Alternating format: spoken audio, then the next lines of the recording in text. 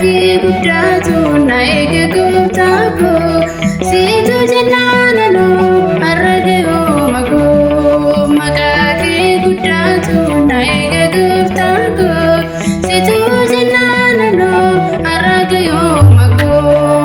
Gaachanni koo si'i Yesuus gooftaa koo daa'oo kooti ati bakka gaafa rakkoo diinni na waraanu si qabadhee lola eenyu kan akka kee abbaan baraa baraa diinni na waraanu si qabadhee lola eenyu kan akka kee abbaan baraa baraa.